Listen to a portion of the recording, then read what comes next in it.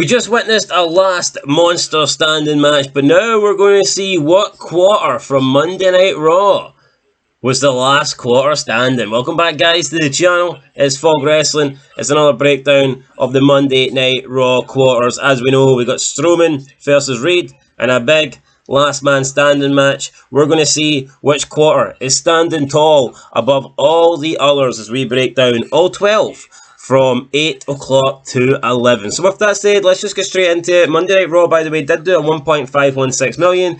I know Dave Meltzer was reporting the lowest rated Raw ever, but I mean, he was wrong. He was like reporting it as if Raw did like 1.2. I'm not too sure why. Maybe he got the wrong information. Maybe he's bum licking Tony Khan. I don't know, but this is the legit rating, so yeah, a 1.56. It's not great, but it's better than what Dave Meltzer was saying, that is for sure. So let's get into it. Quarter one, 8 o'clock to 8:15. We get Jey Uso and Braun Breaker live promo. This did 1.605 million. I thought this was a really poor promo, man.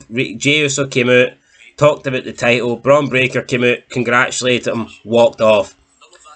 Didn't offer a spear, didn't want a rematch, we didn't get none of that. Braun Breaker just tucked his tail and left. The belts just don't feel important with Triple H, they really don't. The belts just don't feel like they matter, people aren't interested. Look at Gunther. Gunther's had the belt for like, even for the past month, no one's even bothered to challenge him, apart from Sami Zayn, who he just rejects. Why are people not hungry? Why are people not wanting the title? You know, it's really dumb. When wrestling was good, everybody wanted that championship. You felt like the championship was the main focal point of the show. Nowadays, like, Gunther feels like an afterthought. He can't even get on the premium live event. So, you know, that kind of tells you all you need to know. So, yeah, 1.605 million there. Quarter two, we get 8:15 to 8:30 PM. Dominic Mysterio angle. Then it's Rey Mysterio versus Xavier Woods. This went up 1% to 1.627 million. Quarter three, 8:30 to 8:45 PM. Rey Mysterio versus Woods continued. We got Pure Fusion Collective backstage. Then we got Zoe Stark versus Lyra Valkyria. This went down 2% to 1.602 million. And to be honest, I'm surprised it didn't go down anymore. But don't worry, because it did go down in quarter four. 8:45 to 9 PM. Zoe Stark versus Lyra Valkyria continued. We got post-match with Pure Fusion Collective. Katana Chance, Caden Carter. Adam Pearce was involved here. CM Punk was backstage. We then got Valkyria, Chance, Carter, and the Unholy Union backstage. Nobody's surprised that this lost ratings, and it went down 8% to 1.474 million. So this is down 128,000 for quarter three. And it's not a surprise, because these women just fucking suck. And every time they come on TV, you know it's going to be a ratings killer. You look at the clips that they produce on the WWE YouTube channel, they're always doing the lowest amount of views. Nobody cares about this. And it's just sad that we live in an era now where Triple H he's not going to speak out, he's not going to criticise anybody, everybody's going to get on the show because it's one big happy family. But these people don't deserve on the show, man, they really don't. If it was me, they would be done, they'd be gone. I'd be like, right, back to NXT. I wouldn't even put them on NXT, why drag NXT down? But yeah, these women just shouldn't be on the show. Quarter five, 9 o'clock to 9:15, CM Punk, Drew McIntyre live promo, followed by Braun Strowman and Awesome Truth. This went up 19% and did a 1.754 million. So it went up almost 300k, 280k to be exact. So a big increase there on quarter five. CM Punk, Drew McIntyre bringing in the numbers. There was also a big increase in the key demo. Key demo went up 23%, and it gave the key demo quarter a score of 752,000. This was the highest quarter for both viewership and key demo. So yeah, quarter five, CM Punk and Drew McIntyre doing their job. Quarter six, speaking of doing the job, this segment jobbed it. Sami Zayn backstage, LWO versus Judgment Day. This went down 14% to 1.503 million, and it also went down 14% in the demo to 650,000. So, you know, a big decrease here in viewership, both, and quarter key demo as well. So yeah, just minging. Quarter seven, LWO Judgment Day continued. We then got Judgment Day, Rhea Ripley, Damian Priest live angle, followed by a Sheamus backstage promo. This went down again. It lost 7,000 viewers and went down 4% in the key demo. So just nobody really caring about this. I mean, the views do pretty well on YouTube, but Q7 at this point. Who knows? Football might be on. Maybe it's an interesting game. I don't know. Q8, we got Pete Rose. Rest in peace, Pete Rose. We then got Kofi Kingston versus Chad Gable. This again lost 5% in the viewership, down to 1.420. 420. RVD will be loving this. He was watching.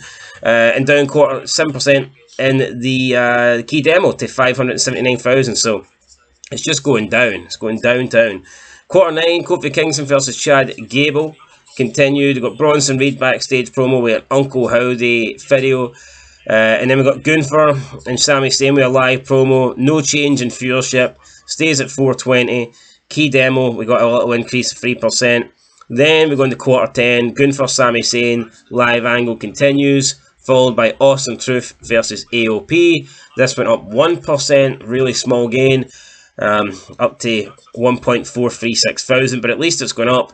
Also went up 4% in the key demo to 620. So Raw for a change is going up in the final quarter, but don't worry because it's going back down. Q11, the finish of Austin Truth versus AOP. We then got Gunther and Ludwig Kaiser backstage with Braun Breaker, and then the beginning of Bronson Reed versus Braun Strowman.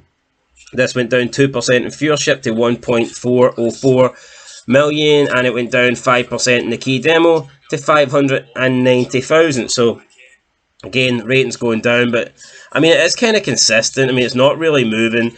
The last 6 quarters of the show, the second half of this show was all within the 1.4 range.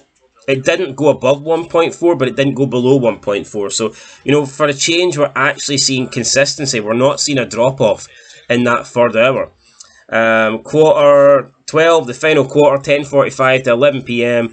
It was Bronson Reed versus Braun Strowman. And then we got the post-match with Seth Rollins. This went up 3% to 1.448 million. And also went up 4% in the key demo to 611,000. So you know, there you go. There's the numbers. Like I said, for a change, the key demo and the viewership holding strong in the final hour. Normally we get the drop off, but this week it done pretty well. So albeit the number was pretty low by the time it got after Q5, so there wasn't that much to drop off, to be fair. But yeah, from Q7 through to Q12, every rating was 1.4. So just shows you that Raw did have a bit of consistency there. Overall, though, not great. Highest viewed quarter, like I said, CM Punk McIntyre, 1.754 million. Punk's just not really having the same effect that he was when he first came back. When Punk first came back, his quarters were getting over 2 mil. Now 1.7 is about as good as it gets for CM Punk. Plus, he's in Q5, which is the best quarter to be in. So, is what it is, guys. The ratings aren't great. I'm beginning to think there's no more draws in wrestling. I think we need The Rock. I think we need Hollywood Rock to come back. Dwayne Johnson. Maybe he can save this, but it's going to be interesting to see what they do when Raw goes to Netflix. I imagine they will shuffle up the roster because I just don't think this current Raw roster is good enough to go on Netflix. I think Netflix will want the big stars. I think they will want John Cena. I think they will want Roman Reigns. They probably want Cody as well. Will we see a massive swap?